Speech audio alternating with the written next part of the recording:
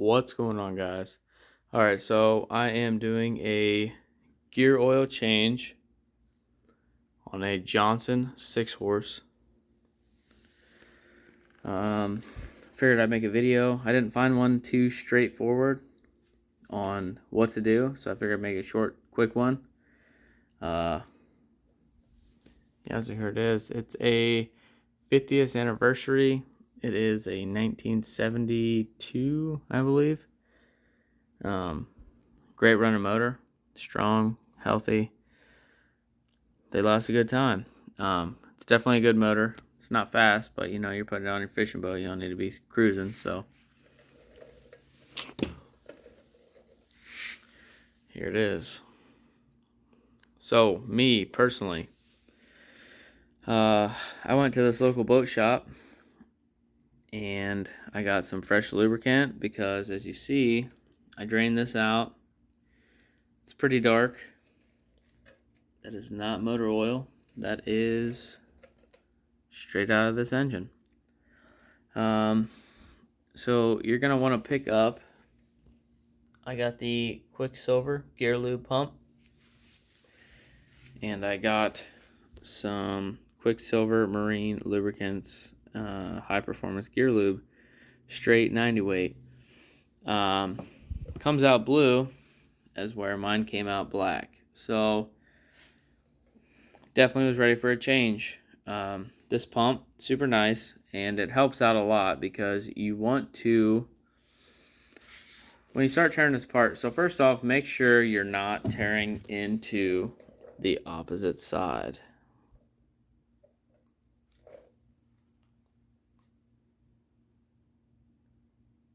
Let me get it to focus.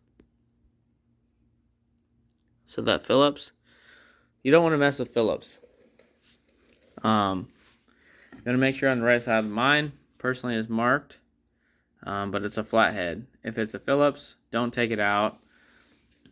You're going to mess something up. So if you just want to change the fluid, flatheads is where mine is marked. So me personally, I pulled out the bottom before I pulled out the top. So pull out the bottom, it'll slow drain. You pull out the top, it'll start draining a lot quicker. Let it drain all the way out, turn it side to side, tilt it. Whatever you need to do, make sure you get every bit of it out. And then me, also personally, is I get this and I will thread it into the top.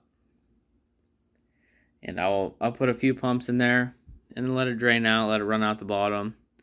Let it drip dry, completely clean. It's the best way to do it.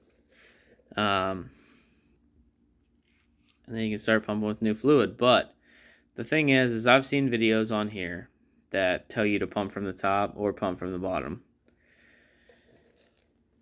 My local shop told me that it is the right way to pump from the bottom. But also, if you're doing this, go ahead and get you these new little nylon washers. Get a couple of fresh ones. They're good. They're good for about a year. So pick those up and then make sure and replace them. Like those. I got some fresh ones on my screws. Make sure to replace those. And me personally, I put a little anti-seize on the threads so you don't have to worry about corrosion the next time you do it, because sometimes you might run into it. If the bolts are corroded or stuck in there pretty good, you're gonna wish you did that. So yeah, just make sure and do that, replace that, and then you are just going to pump this slowly. You don't want to go too crazy, and you just want to pump this up until it comes out of the top hole. So pump it up, keep going. Once it starts draining, me personally, I will pump it and it'll start draining, and I'll give it another pump or two to make sure it's good. As soon as it starts leaking out of this top hole, you're going to want to plug the top, snug it down, and you want to snug it, and you want to pull this bottom out, this bottom one right here, as quick as you can. Just pull it out, and then hurry up and plug it. And that's it. That's all that's to it. Make sure you do this. I know a lot of these motors have a lot of issues with the gears being sheared off and being completely shot, and that's your issue. And this is a cheap, simple fix. You know, you got $12 in a bottle of lube, and you got, you know, $10, $12 in the kit right here that I have that attaches right to the bottle. And you know, you'll be good to go. You don't have to worry about running any issues with this motor. These are great running motors. Just make sure to keep up on them. Thanks for watching.